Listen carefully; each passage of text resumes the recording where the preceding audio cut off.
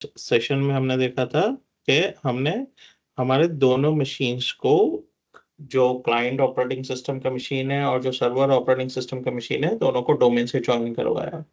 ठीक है। और हमने सर्वर कोर इंस्टॉल किया था। ये मेरा सर्वर कोर इंस्टॉलेशन हो गया था। हमने देखा था इसका होस्ट नेम क्या है और इसका आईपी एड्रेस क्या है। तो इसको अपीपा आईपी एड्रेस मिल रहा है। ठीक है। इसको अपीपा आईपी एड्रेस मिल रहा है, यानी इस मशीन के पास आईपी एड्रेस कॉन्फ़िगर नहीं है, जबकि मेरा डीएचसीपी एनेबल्ड है। तो अभी डीएचसीपी एनेबल्ड है और फिर भी आईपी एड्रेस क्यों नहीं मिल रहा है? क्योंकि मेरे पास अभी कोई डीएचसीपी सर्वर है ही नहीं। डीएचसीपी सर्वर है ही नहीं। अभी हो सकता है कि हम जिस नेटवर्क अडेप्टर पे कनेक्टेड है, अभी जैसे यहाँ पे हमने क्या किया, VMware वर्कस्टेशन में कैसा है, फॉर एग्जाम्पल जैसे हमने यहाँ पे होस्ट अडेप्टर सेलेक्ट किया है। ठीक है। होस्ट अडेप्टर सेलेक्ट किया है, तो यहाँ पे हमारे पास तीन ऑप्शन है। तीन ऑप्शन है, एक तो ब्रिज है, एक है नेट है, एक होस्ट है। तो अभी इनमें क्या है, बाय डिफॉल्ट डीएचसीपी एनेबल्ड होता है। बाय डिफॉल्ट डीएचसीपी एनेबल्ड होता है, मैंने डिसेबल करके रखा है। वो मेरा डीएचसीपी सर्वर नहीं है, मैंने किसी सर्वर को लेके उस पर डीएचसीपी कॉन्फ़िगर नहीं किया है, बल्कि वो मेरे VMware वर्कस्टेशन का डीएचसीपी है, सर्विस है। ठीक है। वो नेट के लिए भी अवेलेबल है, होस्ट ओनली के लिए भी अवेलेबल है। तो हो सकता है आपके मशीन पे आपको आईपी एड्रेस मिल रहा होगा। मैंने मेरा डीएचसीपी सर्विस जो VMware वर्कस्टेशन दे रहा है मुझे, उसको डिसेबल करके रखा है। तो अभी वो कैसे दे रहा है? तो पहले तो जो भी हमारे पास तीन मीडियम्स है, ब्रिज्ड है, नेट है और होस्ट ओनली है, तो वो आ कैसे रहे हैं? ठीक है। तो जब हम VMware वर्कस्टेशन इंस्टॉल करते हैं हमारे फिजिकल मशीन पे, एक तो मेरा ये है इसके साथ। ठीक है। ये जो मेरा वाईफाई अडेप्टर है, उसके साथ मेरा ब्रिज्ड अडेप्टर मैप हो गया है। ब्रिज्ड अडेप्टर मैप हो गया है, यानी जैसे ही मैं ब्रिज्ड नेटवर्क सिलेक्ट करूंगा, वो मेरा लोकल अडेप्टर वर्चुअल मशीन का इसके साथ क्लोन हो जाएगा, इसके साथ क्लोन हो जाएगा। उसके बाद मेरा VMNet 1 है और VMNet 8 है। तो ये VMNet 8 और VMNet 1 किसके किसके साथ बाइंडेड है? तो अगर हम VMware वर्कस्टेशन पे आते हैं, एडिट में जाए, वर्चुअल नेटवर्क एडिटर है यहाँ पे मेरे पास। इसको मैं क्लिक करूंगा तो मेरे से क्रेडेंशियल्स मांगेगा। ठीक है। तो यहाँ पे हम देख सकते हैं मेरा जो VMNet 1 है वो होस्ट ओनली के साथ बाइंडेड है, और VMNet 8 है जो नेट के साथ बाइंडेड है। और जो ना मेरा ब्रिज्ड अडेप्टर यहाँ पे नहीं दिखा रहा है, मेरा ब्रिज्ड अडेप्टर नहीं दिखा रहा है। तो यहाँ पे ये सारा रीड ओनली सेटिंग्स है, मुझे एडमिनिस्ट्रेटिव प्रिविलेज से इसको एनेबल करना पड़ेगा। यहाँ पे चेंज सेटिंग्स पे क्लिक करना पड़ेगा अगर मुझे यहाँ पे कुछ भी चेंजेस करने हैं तो अगर मैं चेंज सेटिंग्स पे क्लिक करूँ तो मेरे से एडमिनिस्ट्रेटिव क्रेडेंशियल्स मांग रहा है। मेरा स्क्रीन नहीं दिख रहा होगा अभी आपको, मैं एडमिनिस्ट्रेटिव क्रेडेंशियल्स दे देता हूँ इसको।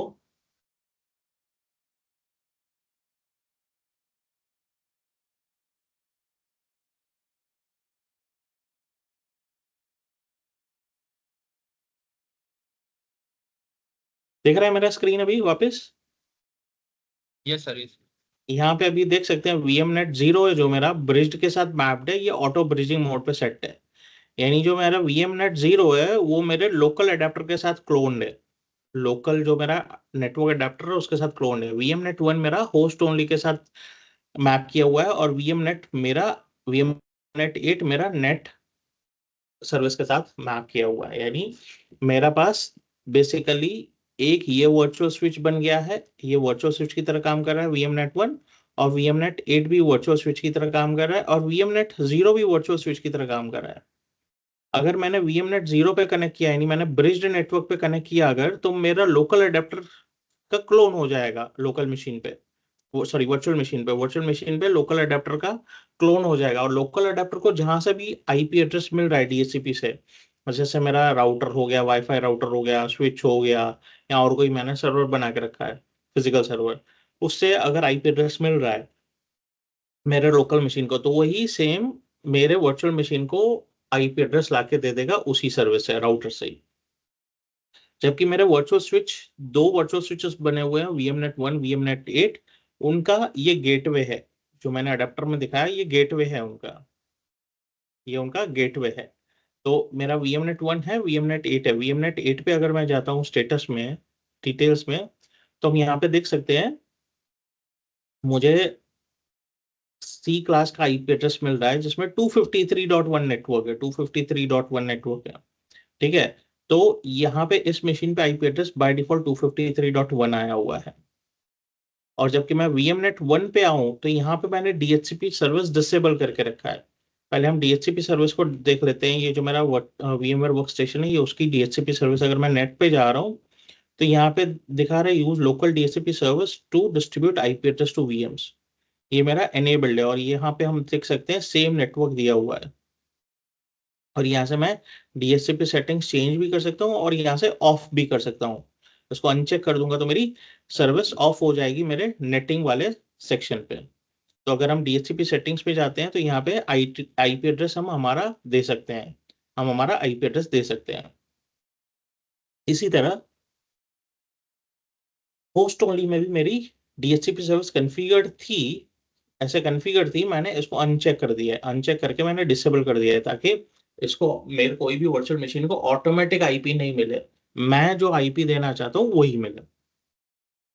ठीक है, अभी यहाँ पे मैंने क्या किया है, यहाँ पे VMNet 1 पे मैंने कस्टम आईपी एड्रेस डिफाइन करके रखा है। यहाँ पे मैंने VMNet 8 पे, सॉरी जस्ट अ मोमेंट,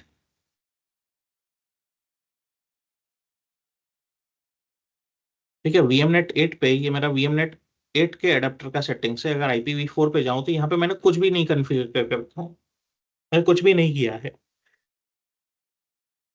मुझे आईपी एड्रेस मिल रहा है मेरे DHCP सर्वर से, जो VMware वर्कस्टेशन का DHCP सर्वर, जो हमने एडिट में जाके वर्चुअल नेटवर्किंग में देखा। अभी VMNet 1 में क्या है, अगर मैं प्रॉपर्टीज में जाऊं, मैं फिर से पासवर्ड दे देता हूँ एडमिन का। ठीक है, यहाँ पे मैं IPv4 में जाऊँ तो यहाँ पे मैंने कस्टम सेटिंग्स देके रखे हैं। अगर हम देखें तो ये मेरा /24 सबनेट है। ठीक है, और मैंने 10.1 नेटवर्क देके रखा है, 10.1।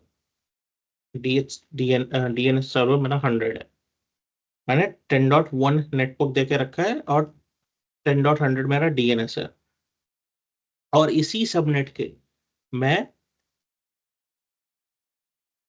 जो भी आईपी एड्रेसेस यूज कर रहा हूँ 10.network/24 के यूज कर रहा हूँ, यानी ये मेरा नेटवर्क पोर्शन हो गया और ये होस्ट पोर्शन हो गया। तो मेरे पास टोटल 256 आईपी एड्रेसेस है, उसमें से दो चले जाएंगे, मेरा एक नेटवर्क आईडी हो जाएगा, एक ब्रॉडकास्ट आईडी। तो टोटल 254 यूजेबल आईपी एड्रेसेस है मेरे पास यूज करने के लिए। मैंने मेरे डोमेन कंट्रोलर को 10.100 दे दिया है सेम नेटवर्क में, मेरे मेंबर्स सर्वर को दिया है 101, क्लाइंट को दिया है मैंने 105, क्लाइंट को दिया है मैंने 105। अभी मैं सर्वर कोर को दे दूंगा 106, सर्वर कोर को मैं 106 दे दूंगा। और प्लस सर्वर कोर का मैं नेम भी चेंज कर दूंगा, सर्वर कोर को मैं नाम दे दूंगा SCore01। ठीक है, अभी इसका नाम है, कुछ फैंसी नाम दिया हुआ है, Win-5NJ1DR6LCHQ। तो अभी हम जब बेसिक एडमिनिस्ट्रेशन करना हो हमको हमारे सर्वर कोर का, तो हमारे पास यूटिलिटी है sconfig। sconfig नाम की यूटिलिटी, हम sconfig टाइप करके हम एंटर कर सकते हैं। तो मैं आ गया sconfig की यूटिलिटी पे। अभी हम जब यूटिलिटी देखेंगे तो हमारे पास टोटल 15 ऑप्शन है, 15 ऑप्शन है। तो बोलता है एक्सिट टू कमांड लाइन, जो हमारा लास्ट ऑप्शन है, shut down server 14th option है, रीस्टार्ट सर्वर 13th ऑप्शन है, log of user 12th option है, विंडोज का एक्टिवेशन देखना है आपको तो 11th ऑप्शन है, टेलीमेट्री सेटिंग्स है वो 10th ऑप्शन है, डेट एंड टाइम सेट करना है तो 9th ऑप्शन है, नेटवर्क सेटिंग्स सेट करना है तो 8th ऑप्शन है, रिमोट डेस्कटॉप कनेक्शन एनेबल करना है जो भी डिसेबल्ड है तो आपका 7th ऑप्शन है, अपडेट्स का कॉन्फ़िगरेशन करना है तो 6th ऑप्शन है, अपडेट सेटिंग्स चेंज करने हैं तो आपको 5th ऑप्शन है, रिमोट मैनेजमेंट जो मेरा एनेबल्ड है, यानी मैं किसी और सर्वर के से इस सर्वर को कनेक्ट कर सकता हूँ, RDP के थ्रू नहीं, रिमोट टूल्स के थ्रू। रिमोट टूल्स जैसे मेरे RSET टूल्स हो गए, रिमोट सर्वर एडमिनिस्ट्रेशन टूल्स, उसके थ्रू कनेक्ट कर सकता हूँ। मैं कोई नया लोकल एडमिनिस्ट्रेटर भी ऐड कर सकता हूँ, मैं कंप्यूटर नेम भी चेंज कर सकता हूँ और डोमेन या वर्क ग्रुप में भी इस मशीन को ज्वाइन कर सकता हूँ। अभी फिलहाल ये मशीन मेरा वर्क ग्रुप में है और वर्क ग्रुप का नाम वर्क ग्रुप है। तो पहले हम सबसे पहले क्या करेंगे, हम मशीन का होस्ट नेम चेंज कर देंगे। ठीक है, होस्ट नेम चेंज करने से पहले मैं नेटवर्क सेटिंग्स में जाके आईपी एड्रेस चेंज कर दूंगा 8th ऑप्शन पे। तो मैं 8th ऑप्शन सेलेक्ट कर रहा हूँ, एंटर मार रहा हूँ, तो यहाँ पे बोल रहा है भाई आपके पास एक नेटवर्क अडेप्टर अवेलेबल है, इंडेक्स नंबर 1 है उसका, अभी फिलहाल ये आईपी एड्रेस सेट है और डिस्क्रिप्शन उसका है Intel 82574L gigabyte network connection. तो यहाँ पे बोल रहे हैं network adapter index number select करने के लिए मैं 1 दे दिया हूँ उसको। ठीक है, अभी मैं ट्राई करता हूँ उसको मैक्सिमाइज करने का। ठीक है, तो वापस हम वैसे ही कर देते हैं। सो मेरे पास अभी आईपी एड्रेस तो ये सेट है, मुझे अपना आईपी एड्रेस सेट करना है, तो सेट नेटवर्क एड्रेस एड्रेस के लिए मुझे वापस 1 दबाना है। यहाँ पे मुझे स्टैटिक चाहिए कि डीएचसीपी में, मैं बोलूंगा स्टैटिक चाहिए, एस दबाऊंगा और एंटर करूंगा, तो बोल रहा है आईपी एड्रेस बताइए। मैं बोल रहा हूँ 10.0.0.106 मुझे सेट करना है। Subnet mask 255.255.255.0/24 subnet mask use कर रहा हूँ। गेटवे मांग रहा है, गेटवे मैं दे दूंगा 10.1। ठीक है, अभी मेरा सक्सेसफुली ये कॉन्फ़िगर हो गया। प्रेस कर देता हूँ, एंटर कर देता हूँ, वापस बाहर आ गया, मैं वापस 8 नेटवर्क सेटिंग्स में जा रहा हूँ। ठीक है, तो यहाँ पे दिखा रहा है भाई आपका आईपी एड्रेस 106 सेट हो गया है। मैं इंडेक्स नंबर 1 लेके वापस अंदर जा रहा हूँ। तो यहाँ पे मेरे पास प्रेफर्ड डीएनएस सर्वर सेट नहीं है, मैं प्रेफर्ड डीएनएस सर्वर 10.100 दे दूंगा। तो यहाँ पे ऑप्शन है मेरे पास सेट डीएनएस सर्वर या क्लियर डीएनएस सर्वर सेटिंग्स। अगर मेरे पास कोई एग्जिस्टिंग डीएनएस सर्वर कॉन्फ़िगर्ड रहता तो मैं थर्ड ऑप्शन सिलेक्ट करके उसे क्लियर कर देता, अभी कोई कॉन्फ़िगर्ड नहीं है। तो मैं क्या करूंगा, सेकंड ऑप्शन ले लूंगा और मैं डीएनएस सर्वर डिफाइन कर दूंगा जो मेरा 10.100 है। अल्टरनेट डीएनएस सर्वर मेरे पास नहीं है, तो मेरे को ब्लैंक छोड़ना है, जस्ट एंड प्रेस एंटर और मैं एंटर टू कंटिन्यू। तो आईपी एड्रेस मेरा सेट हो गया है। अभी मुझे कंप्यूटर नेम चेंज करना है, तो मैं सेकंड ऑप्शन में जाऊंगा। सेकंड बोल रहा है एंटर न्यू कंप्यूटर नेम, तो मैं बोलता हूँ S401, S401 नया कंप्यूटर नेम दे दिया मैंने, एंटर कर दूंगा। बोल रहा है restart now, yes right, so the changes will take effect after you restart the computer. और कंप्यूटर नेम पुराना कंप्यूटर नेम दिया हुआ है और कंफर्मेशन मांग रहा है आपको रीस्टार्ट करना है अभी, मैं बोलूंगा यस एंड एंटर।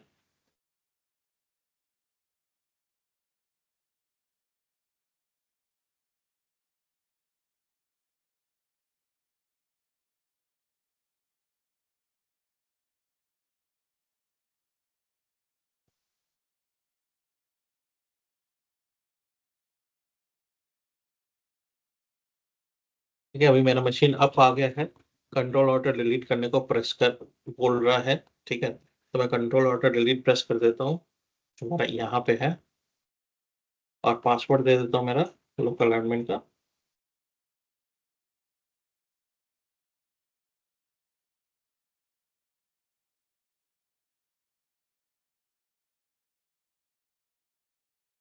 तो बाय डिफॉल्ट वो एस कॉन्फ़िग यूटिलिटी लेके आएगा। अभी फिलहाल मैं, हाँ, मैं क्या कर रहा हूँ 15th ऑप्शन दबा रहा हूँ और हम वापस आ जाते हैं। अभी मैं यहाँ पे टाइप करता हूँ होस्ट नेम, तो अभी दिखा रहा है आपका होस्ट नेम S401 है, और मैं टाइप कर रहा हूँ ipconfig/all। तो अभी बता रहा है आपका आईपी एड्रेस 106 से, सबनेट मास्क ये है, गेटवे ये है, डीएनएस वो ये है। ठीक है, अभी मुझे इसको डोमेन में ज्वाइन करना है, तो मुझे वापस एस कॉन्फ़िग में जाना पड़ेगा। मैं वापस एस कॉन्फ़िग में आ गया। फर्स्ट ऑप्शन है मेरा डोमेन है वर्क ग्रुप ज्वाइन, सो मैं फर्स्ट ऑप्शन लूंगा और मैं बोलूंगा भाई डी डोमेन में ज्वाइन करना है। तो डोमेन नेम मांग रहा है मेरा, मेरा डोमेन नेम है sp.com। हम वैलिडेट कर लेते हैं, हमारा डोमेन नेम sp.com है और sp.local है। तो यहाँ पे देख सकते हो मेरा डोमेन नेम है sp.com, तो मैं डोमेन नेम दे दूंगा sp.com।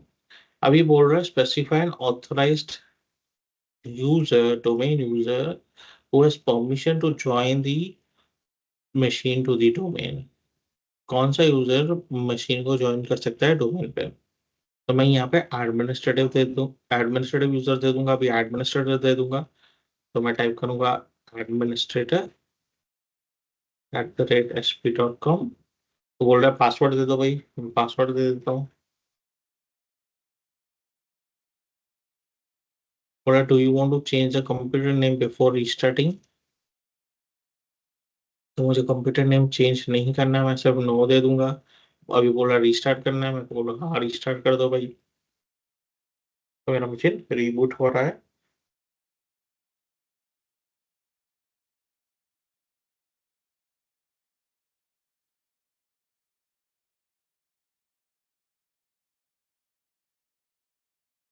रीबूट हो गया है मेरा मशीन। अप्लाइंग कंप्यूटर सेटिंग्स पे फिर मैं इसको क्लिक करूंगा। आ गया मेरा मशीन रीबूट हो गया। मैं सेलेक्ट करके लॉग इन कर लेता हूँ, पासवर्ड दे देता हूँ। अभी यहाँ पे अगर हम देखें एंटर क्रेडेंशियल्स फॉर एडमिनिस्ट्रेटर, और क्या बोल रहा है, और hit escape to switch user sign in methods. तो मैं एस्केप प्रेस करूंगा ना, तो बोल रहा है भाई अदर यूजर। एडमिनिस्ट्रेटर के नहीं भाई, आपको अदर यूजर कौन से अदर यूजर से लॉगिन करना है। तो मैं बोलता हूँ भाई मुझे डोमेन एडमिनिस्ट्रेटर लॉगिन करना है, जो डोमेन का एडमिनिस्ट्रेटर है। ठीक है, मैं डोमेन एडमिनिस्ट्रेटर के क्रेडेंशियल्स दे देता हूँ। एडमिनिस्ट्रेटर @sp.com, और पासवर्ड दे देता हूँ।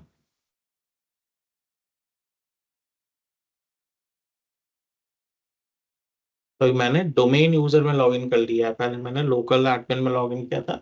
अभी मैंने डोमेन एडमिन में लॉगिन किया है, डोमेन एडमिन में। तो मैं कैसे चेक कर सकता हूँ, कमांड है हु एम आई। मैं इसको थोड़ा बड़ा कर देता हूँ।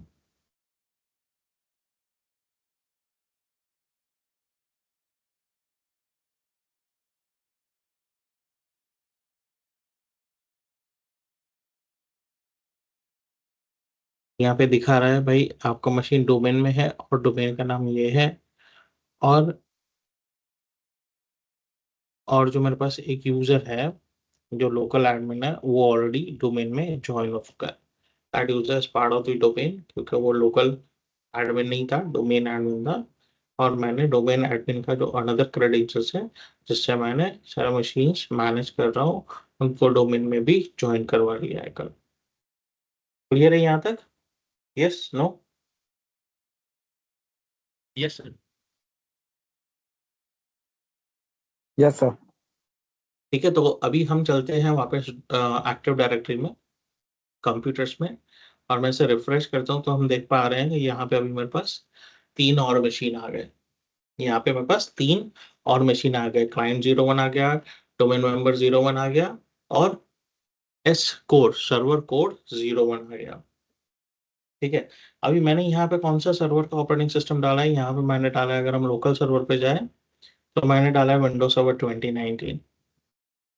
यहाँ पे मैंने कौन सा वर्जन डाला है, यहाँ पे मैंने डाला है 2022। यहाँ पे 2022 स्टैंडर्ड डाला है। और ये अगर हम यहाँ पे चलते हैं,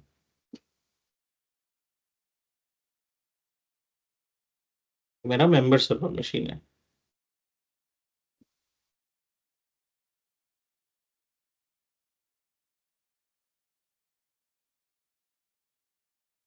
तो यहाँ पे भी मैंने 2022 डाला है। यहाँ पे भी मैंने 2022 डाला है। अभी मैं क्या कर रहा हूँ, मैं पूरा एक नया एनवायरनमेंट बना रहा हूँ, जो आपको नहीं बनाना है। ठीक है, मैं कंसेप्ट दूसरा जब कंसेप्ट समझाऊंगा वो मशीन का तब यूज करूंगा। मैं दूसरा एक एनवायरनमेंट बना रहा हूँ। ठीक है, मैं नया वर्चुअल मशीन बना रहा हूँ। पहले मैं एक नया वर्चुअल मशीन बनाऊंगा, उसमें मैं 2025 डालूंगा, नया एनवायरनमेंट मैं बाद में बना लूंगा, जिसके साथ मैं दूसरा एक लैब करूंगा। तो मैं अभी यहाँ 2025 डिप्लॉय करने वाला हूँ विंडोज को। 2025 डिटेक्ट हो गया है। Next, next. मैं डालूंगा डी मेंबर 02।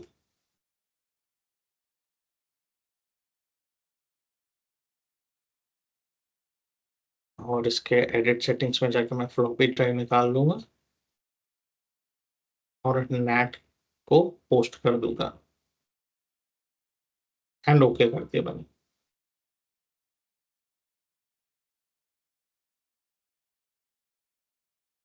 मेरा इंस्टॉलेशन स्टार्ट हो गया है।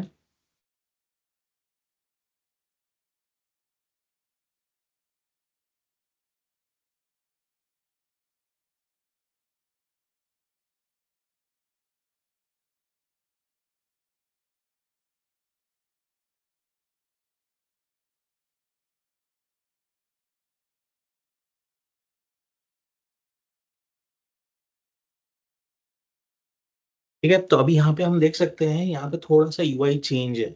ठीक है, लैंग्वेज टू इंस्टॉल और टाइम एंड करेंसी फॉर्मेट दोनों ऑप्शन सेम ही आ रहे हैं जो हमको पहले वाले इंस्टॉलेशन में आ रहे थे। जैसे आप लोगों ने आज सुबह इंस्टॉलेशन का स्क्रीन देखा, ठीक है, इंस्टॉल नाउ लिखा आ रहा था, उससे पहले वाला ही स्क्रीन है। इसको मैं अगर नेक्स्ट जाता हूँ तो ये मेरा keyboard and input method select करने को बोल रहा है, नेक्स्ट।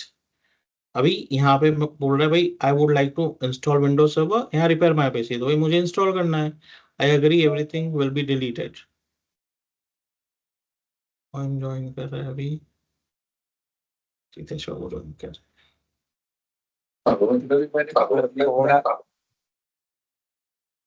ठीक है, तो यहाँ बोल रहा है I agree everything will be deleted including files apps and settings. अगर रिपेयर वाले ऑप्शन में मैं जाऊंगा तो शायद अपग्रेड का ऑप्शन इन्होंने दिया ही नहीं है। ठीक है, आई एग्री करके इंस्टॉल विंडोज सर्वर हम नेक्स्ट कर सकते हैं। एंड अभी इसने इंस्टॉलेशन स्टार्ट किया है। तो इसमें अभी हमको सेम ऑप्शन दे रहा है, आपको स्टैंडर्ड एडिशन चाहिए, डेटा सेंटर एडिशन चाहिए, कोर चाहिए, या विथ यूआई चाहिए, विथ ग्राफिकल यूजर इंटरफेस चाहिए, तो हमको डेस्कटॉप एक्सपीरियंस सेलेक्ट करना पड़ेगा। तो मैं 2025 स्टैंडर्ड इवैल्यूएशन डेस्कटॉप एक्सपीरियंस ले लेता हूँ, नेक्स्ट। लाइसेंस एक्सेप्ट कर लेंगे हम स्क्रॉल करके।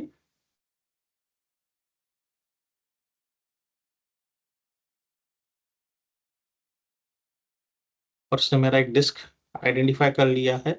ठीक है, जो मेरे पास 60 GB का है, तो मैं बोलूँगा क्रिएट पार्टीशन कर दो, और 60 GB का ही पूरा पार्टीशन दे देता हूँ। मैं अप्लाई कर दिया मैंने, तो एक पार्टीशन ही बना है मेरा।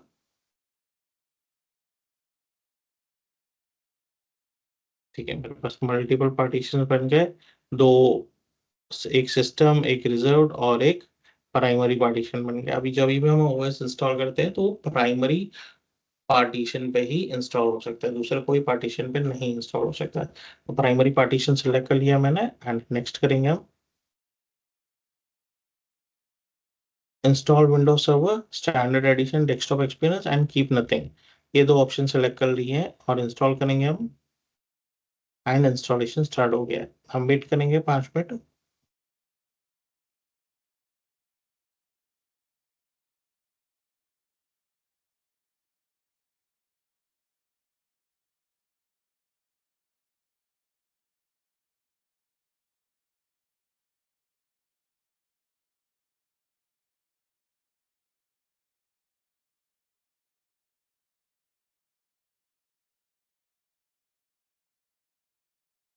बस थोड़ा नेटवर्क का प्रॉब्लम है सर, इसलिए डिस्कनेक्ट हो रहा है मेरा।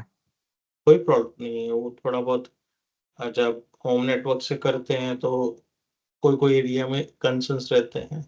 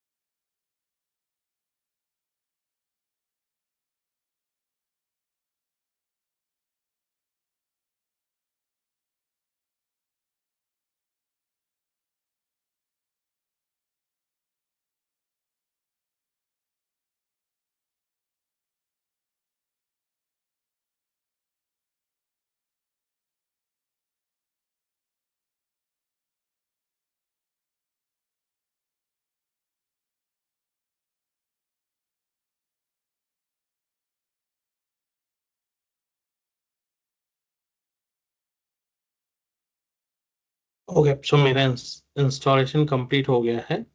अभी हम इसको पासवर्ड असाइन कर देंगे।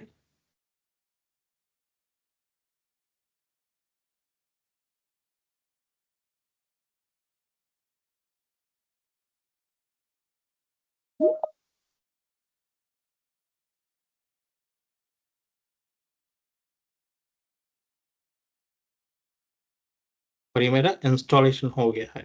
ठीक है, अभी हम लॉग इन कर लेते हैं और इस मशीन को भी हम डोमेन में ज्वाइन कर लेंगे।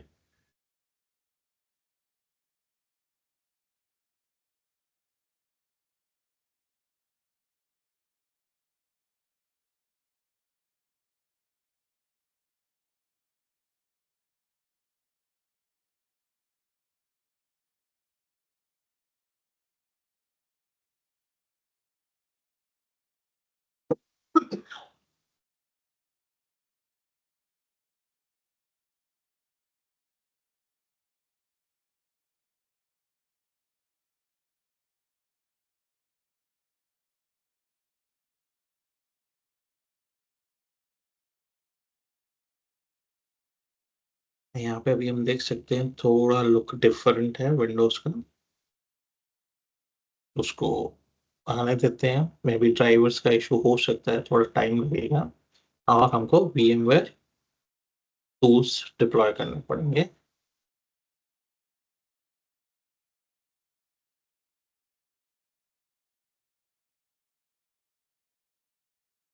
तो इसमें पूरा विंडोज 11 का लुक एंड फील दिया गया है।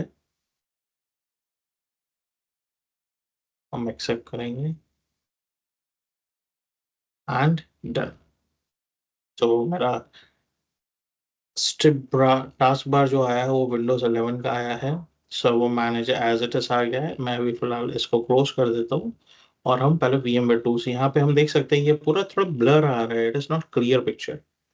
हाँ, तो रिजोल्यूशन का भी इशू है, नेटवर्क का भी इशू है, सारे ड्राइवर्स नहीं है हमारे पास। तो मैं VMware टूल्स इंस्टॉल कर देता हूँ।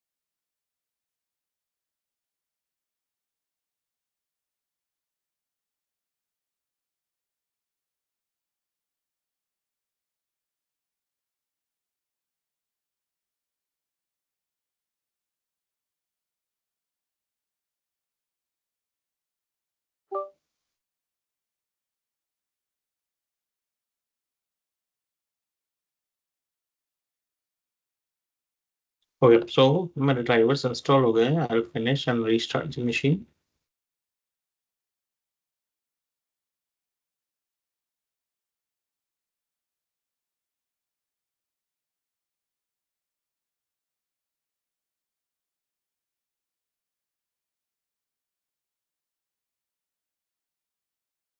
सर भगीरथ सर का कॉल आया था।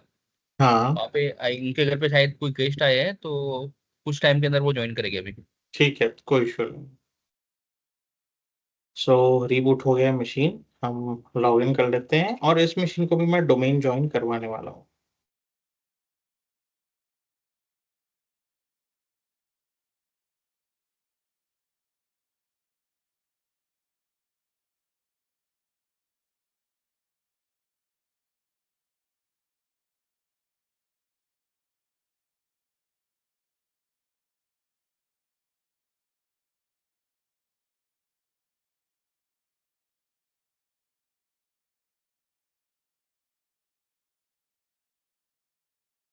सो वी कैन सी यहाँ पे हमारे पास एडमिन सेंटर आ गया। सो अभी मैं इसको फिलहाल कुछ नहीं कर रहा हूँ। अभी यहाँ पे दो चीज़ें दिखा रहा है, गेट मोर इन्फो एट, यहाँ पे हम जा सकते हैं मोर इन्फॉर्मेशन के लिए, एंड और ट्राई अजूर आर्क। तो लॉन्च सेटअप बोल रहा है। तो अज्योर आर्क क्या है? अज्योर आर्क एक वेब ब्राउज टूल है जिससे आप सारे सर्वर्स मैनेज कर सकते हो। ठीक है, Azure arc web based tool है। पहले उसको इंस्टॉल करना पड़ता है, इंस्टॉल करने के बाद आप वो ब्राउजर से लॉन्च कर सकते हो और उसके साथ आप मल्टीपल सर्वर्स कनेक्ट कर सकते हो मैनेज करने के लिए। तो अभी फिलहाल मैं इसको do not show this again कर देता हूँ, क्लोज कर देता हूँ। एंड हम लोकल सर्वर पे जाते हैं, यहाँ पे हम आईपी एड्रेस दे देंगे 102 दे देंगे। 101 हमने यहाँ पे डोमेन नंबर 1 पे दिया है, डोमेन नंबर 2 पे हम 102 दे देंगे और यहाँ पे हम सर्वर दे देंगे, होस्ट नेम भी दे देंगे डोमेन नंबर 2। तो हम चलते हैं पहले इथरनेट पे, आईपी एड्रेस सेट कर देंगे।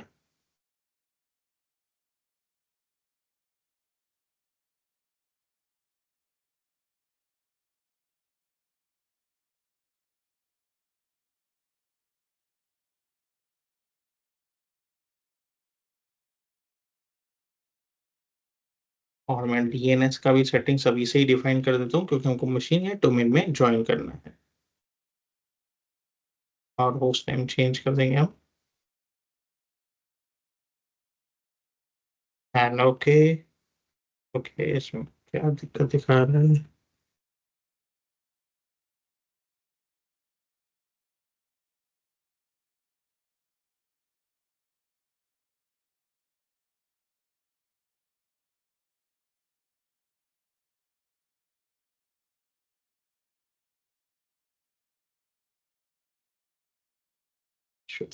मैं एक बार रीस्टार्ट कर लेता हूँ मशीन को।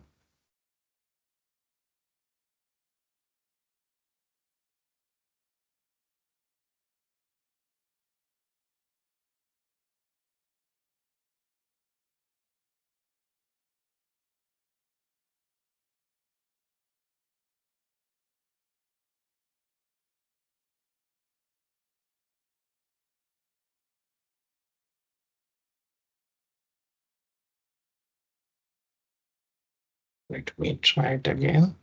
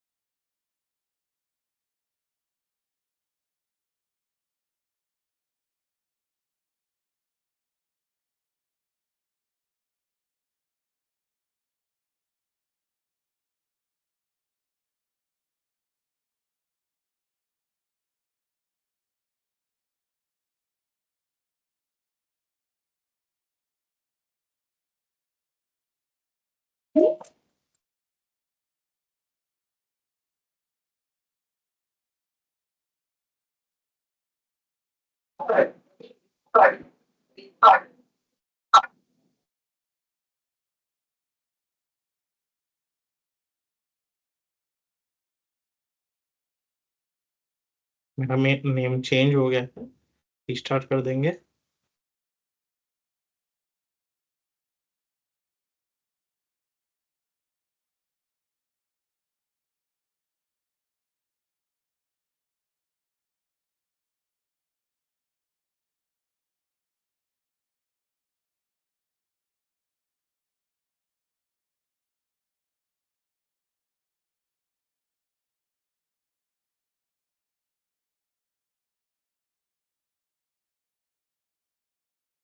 और अभी हम मशीन को डोमेन में ज्वाइन कर देंगे।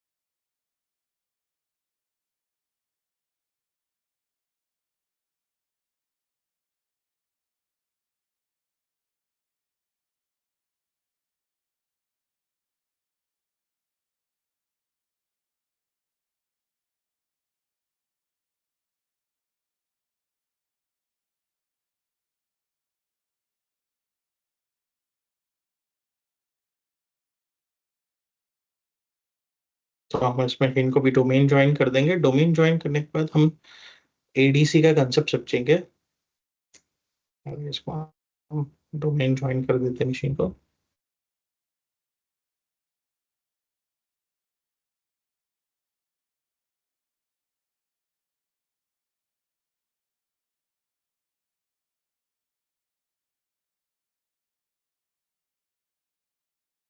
मशीन डोमेन ज्वाइन हो गया है, रीस्टार्ट करने को बोल रहा है, हम रीस्टार्ट कर लेंगे।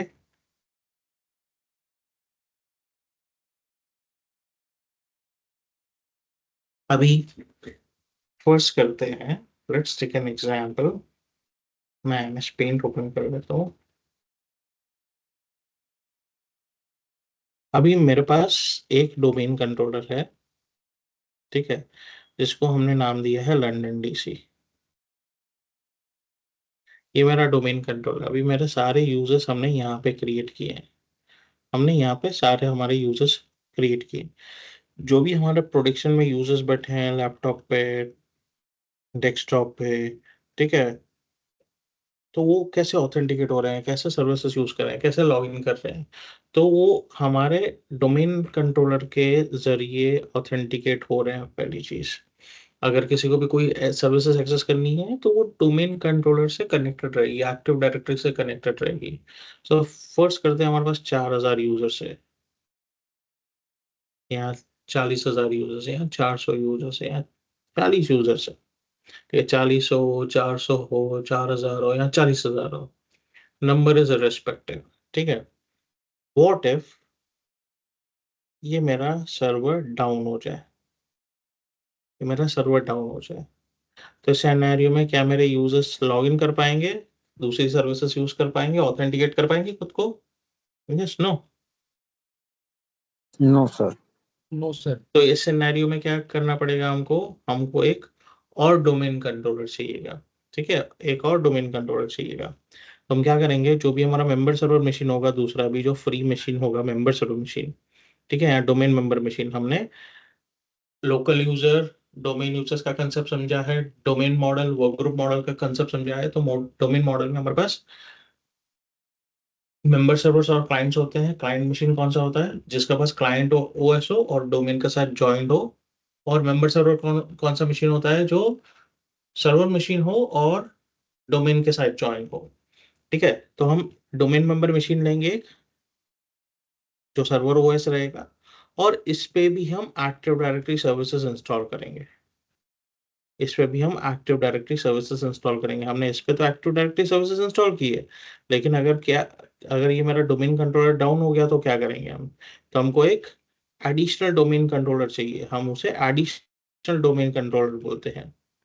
जैसे फॉर एग्जांपल, हमारे हमारे पास कमिश्नर होता, पुलिस कमिश्नर होता है, और डिप्यूटी पुलिस कमिश्नर है, या additional police commissioner, assistant police commissioner. ठीक है, तो अगर पुलिस कमिश्नर छुट्टी पे कोई काम से बाहर गया है तो उसके बिहाफ पे डिप्यूटी पुलिस कमिश्नर या असिस्टेंट पुलिस कमिश्नर चार्ज ले लेंगे।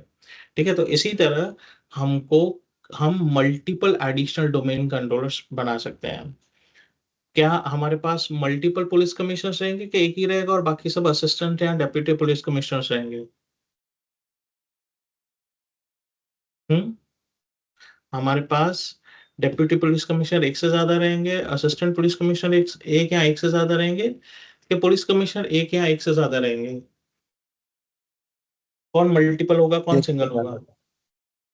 सॉरी, एक से ज्यादा सर। पुलिस कमिश्नर भी जी सर। उसी एरिया में? नहीं, उसी एरिया में नहीं, सेकंड एरिया। हाँ, लेकिन उसी एरिया में तो असिस्टेंट पुलिस कमिश्नर और डिप्यूटी पुलिस कमिश्नर एक से ज्यादा हो सकते हैं कि नहीं हो सकते? रह सकते हैं सर। करेक्ट। जैसे एक मैनेजर होता है तो उसके नीचे 3-4 असिस्टेंट मैनेजर भी हो सकते हैं, 10 असिस्टेंट मैनेजर भी हो सकते हैं, और हर एक असिस्टेंट मैनेजर के नीचे एक एक टीम हो सकती है, लेकिन एक मैनेजर एक ही रहेगा। ठीक है, उस स्पेसिफिक डिपार्टमेंट का बोल रहा हूं मैं। ठीक है, तो उस स्पेसिफिक कैटेगरी का एक ही मैनेजर रहेगा और उसके नीचे मल्टीपल असिस्टेंट मैनेजर रह सकते हैं। इसी तरह हमारे पुलिस कमिश्नर एक ही हो सकता है, लेकिन मल्टीपल असिस्टेंट पुलिस कमिश्नर हो सकते हैं। इसी तरह मेरा मेन डोमेन कंट्रोलर एक ही रहेगा, जिसे हम रूट डोमेन कंट्रोलर बोलेंगे, और इसको सपोर्ट करने के लिए मल्टीपल एडिशनल डोमेन कंट्रोलर्स मैं बना सकता हूँ, मल्टीपल एडीसीज बना सकता हूँ, मल्टीपल एडिशनल डोमेन कंट्रोलर्स मैं बना सकता हूँ। तो अभी मेरे पास रूट डोमेन कंट्रोलर है, हम चल के देखेंगे एडिशनल डोमेन कंट्रोलर कैसे बनाना है। अभी ये जो मेरा, एक मिनट,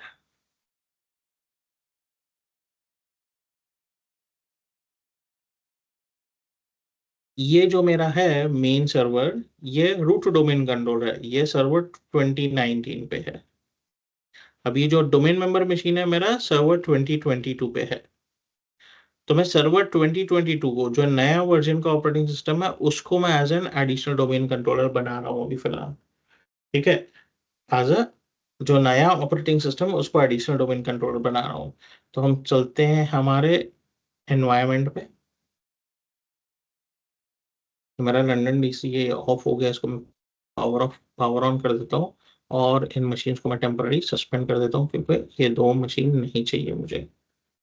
हम डोमेन मेंबर मशीन को एडीसी बनाने वाले हैं। अभी यहाँ पे मैंने डीएनएस इंस्टॉल किया है। हमारी प्रीरिक्विजिट्स क्या है एक्टिव डायरेक्टरी इंस्टॉलेशन की?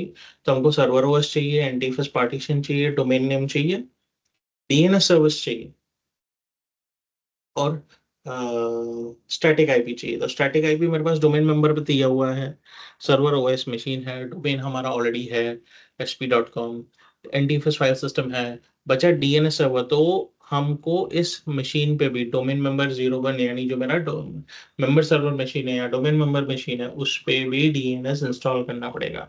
तो अभी इस सिनेरियो में क्या होगा, मेरे पास दो डीएनएस सर्वर हो जाएंगे, मेरे पास दो डीएनएस सर्वर हो जाएंगे। तो पहला डीएनएस सर्वर हमारा जो है, ठीक है, सो पहला जो डीएनएस सर्वर हमारा है, पहला डीएनएस सर्वर हमारा ऑलरेडी लंदन डीसी है। सॉरी, मैं इसको थोड़ा थिक बना देता हूँ। ऑलरेडी लंदन डीसी है। जो डोमेन मेंबर मशीन है, हमको इस पे भी डीएनएस सर्वर लगेगा। क्यों लगेगा? क्योंकि हम इसको भी एक्टिव डायरेक्टरी सर्वर बनाने वाले हैं। तो ये मेरा रूट डोमेन कंट्रोलर है, और ये मेरा एडिशनल डोमेन कंट्रोलर बनेगा। अभी यहाँ पे मेरा आईपी एड्रेस 10.100 ऑलरेडी कन्फिगर्ड है, यहाँ पे भी आईपी एड्रेस मेरा 10.101/24 कन्फिगर्ड है, /24 सबनेट मास्क। ठीक है, यहाँ पे डीएनएस मैंने कन्फिगर करके रखा है 10.100, और यहाँ पे भी डीएनएस मैंने कन्फिगर कर रखा है 10.100। तो मैं क्या करूँगा, यहाँ पे और एक डीएनएस ऐड करूँगा 10.101, और यहाँ पे भी एक ऐड करूँगा 10.101। क्यों? क्योंकि जो मेरा 101 मशीन है, मेरा जो 101 मशीन है, उस पे भी मैं डीएनएस सर्वर इंस्टॉल करने वाला हूँ। तो मुझे दोनों मशीन को कम्युनिकेट करवाने के लिए, दोनों डीएनएस अपने एक दूसरे से बात करें, तो दोनों डीएनएस सर्वर का आईपी एड्रेस देना पड़ेगा आरडीसी और एडीसी पे। क्लियर है? यहाँ तक समझ में आ रहा है? Yes sir, yes sir. Yes, sir. सो चलते हैं हम हमारे एनवायरमेंट पे। ये मेरा लंदन डीसी मशीन है। तो मैं यहाँ पे एडिशनल अल्टरनेटिव डीएनएस कन्फिगर कर देता हूँ पहले।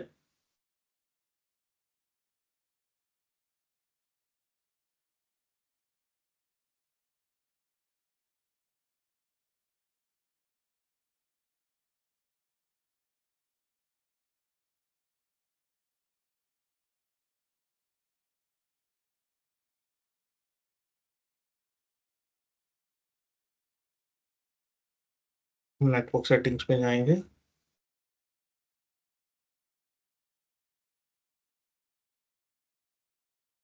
IPv4 में मैं यहाँ पे, मेरा फर्स्ट है 10.100, और सेकंड में दे देता हूँ अल्टरनेटिव डीएनएस सर्वर 101। ओके कर देंगे, ओके कर देंगे एंड क्लोज कर देंगे। अभी आ जाते हैं डोमेन मेंबर 1 मशीन पे, जब जिसको हमको एडीसी बनाना है। तो हमको तो पहले यहाँ पे as a domain admin login करना है, लोकल एडमिन नहीं लॉगिन करना है, डोमेन एडमिन। ठीक है, तो मैं लॉगिन करूंगा administrator@sp.com, डोमेन एडमिन से।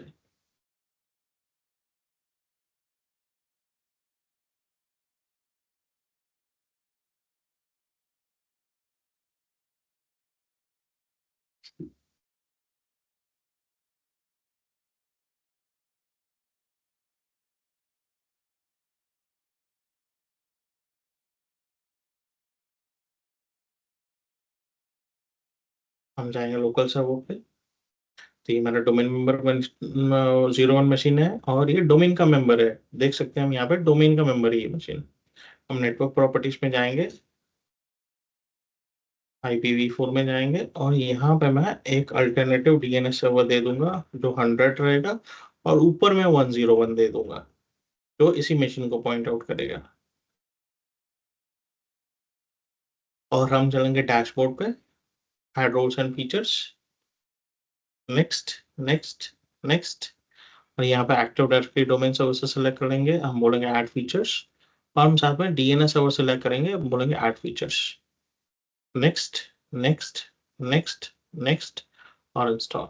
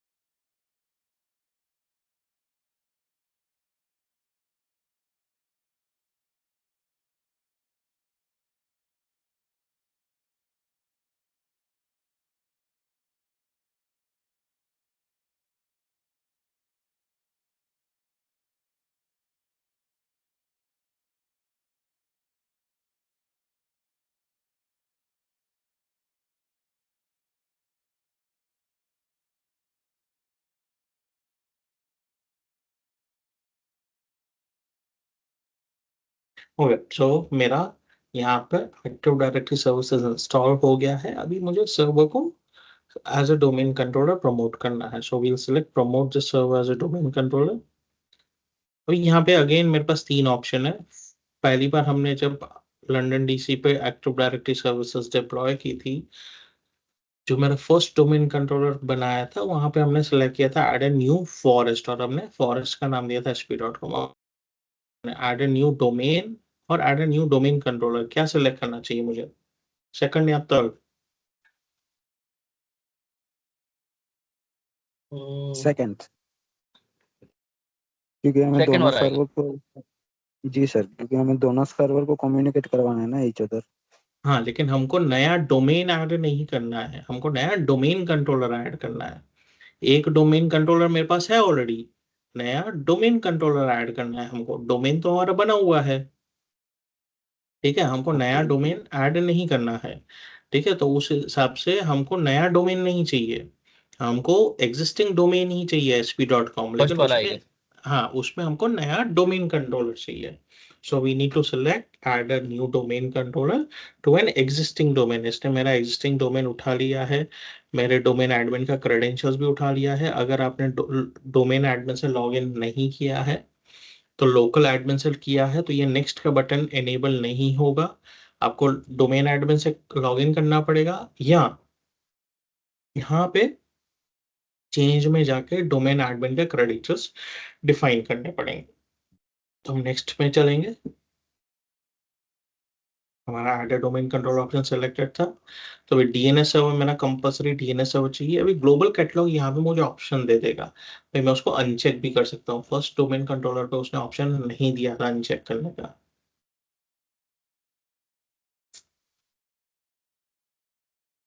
ठीक है, यहाँ पे हमको बोल रहा है ग्लोबल कैटलॉग में अनचेक भी कर सकता हूँ, लेकिन डीएनएस कंपलसरी है। ठीक है, अभी साइट नेम मेरे पास एक ही साइट है जिसका नाम है डिफॉल्ट फर्स्ट साइट नेम, इसको हम समझेंगे साइट्स एंड सर्विसेज में। और फिर से मैं डीएसआरएम और पासवर्ड दे देता हूँ। मैंने ग्लोबल चेक कैटलॉग हटा दिया है। यहाँ पे रीड ओनली बनाने को भी बोल रहा है, तो मैं रीड ओनली नहीं बना रहा हूँ। मैं यहाँ पे डीएसआरएम मोड पासवर्ड दे देता हूँ।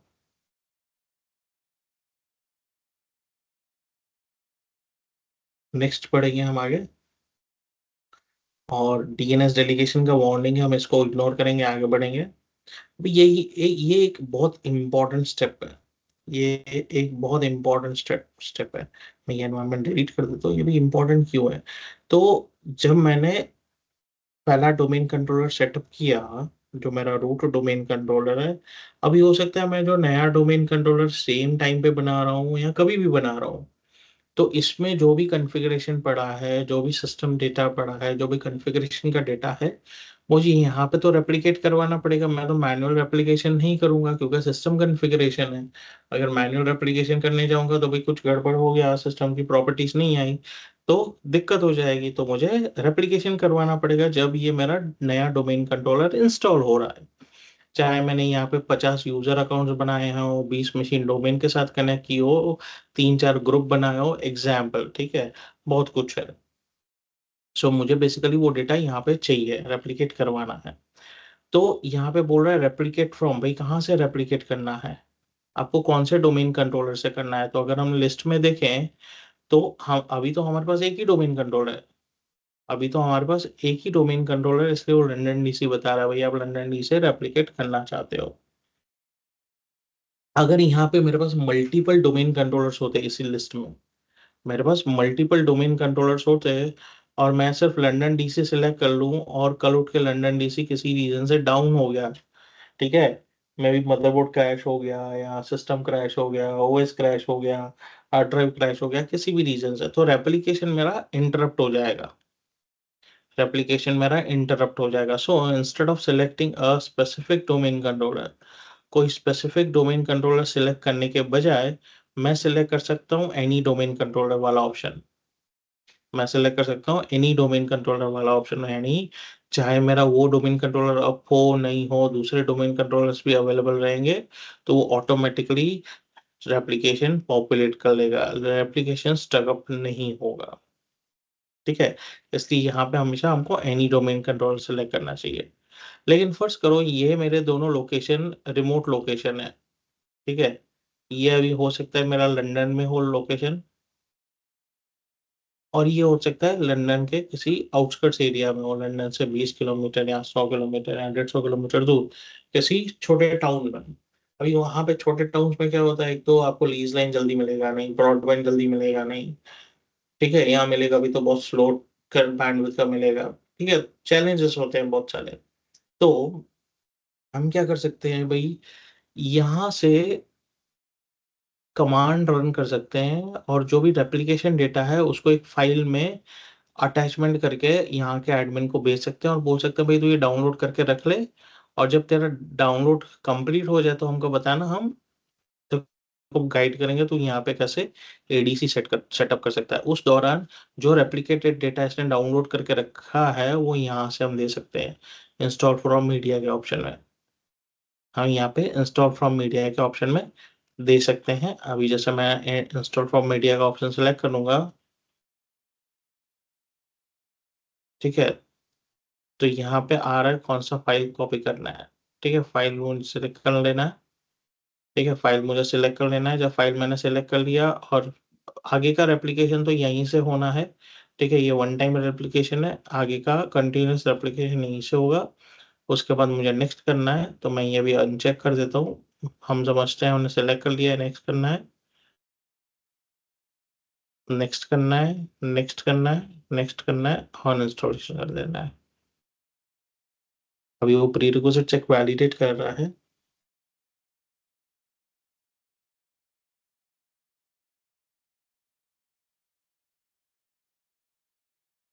इंस्टॉल करेंगे,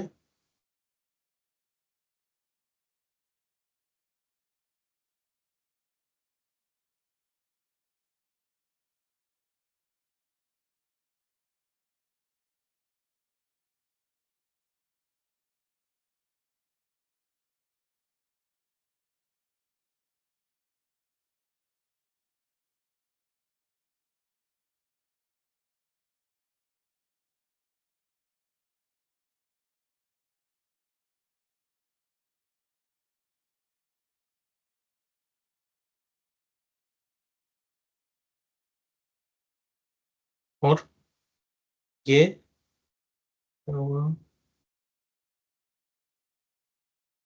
हम्म, ये इंस्टॉलेशन स्टार्ट हो गया है और बोल रहा है the computers being restarted because active directory domain services was installed और रिमूव। तो वेट करेंगे।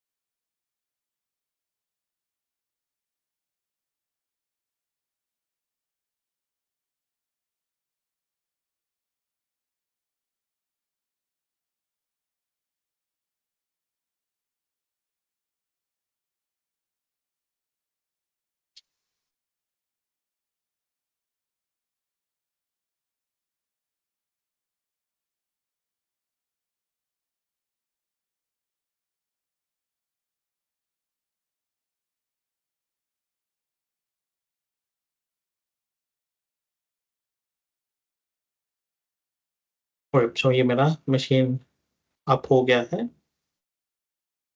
हम फिर से लॉग इन करेंगे एज एन एडमिन में।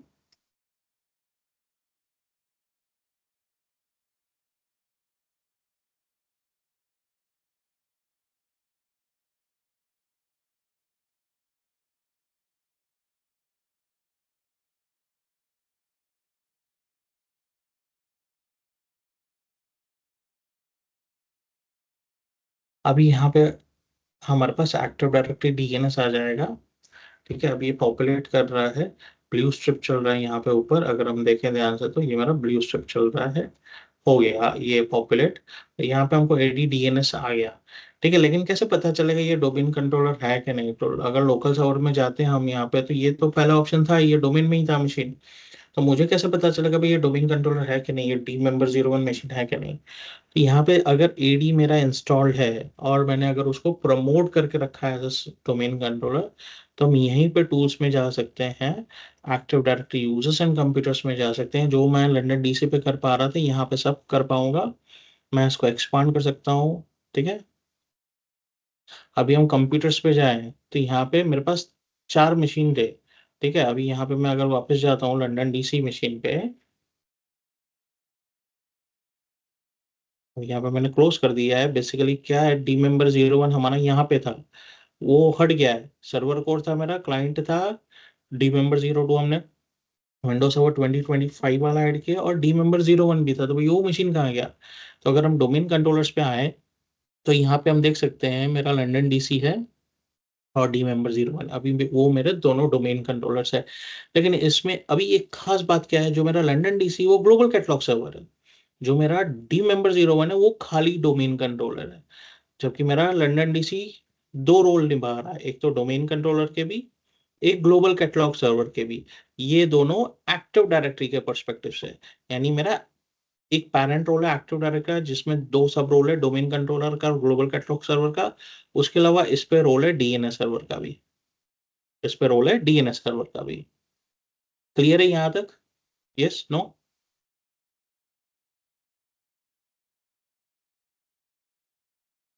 Can I get a response? Yes sir, yes. ठीक है, तो अभी हम इसको यहीं पार करते हैं। जो मुझे नया टॉपिक स्टार्ट करना है वो कम से कम 1-1.5 घंटा चलेगा। ठीक है, तो हम इसको पार करते हैं। हम ट्राई करेंगे बीच में कोई दिन पे कनेक्ट करने के लिए, if you guys are available, जैसे थर्सडे को या मे बी वेडनेसडे को। ठीक है, नहीं तो फिर हम नेक्स्ट संडे को कनेक्ट करेंगे सेम टाइम, 8:30 वाला। ठीक है, मीनवाइल भगीरथ को कुछ इशू था लैब सेटअप में, सो जितेश और प्रदीप का इशू रिजॉल्व हो गया।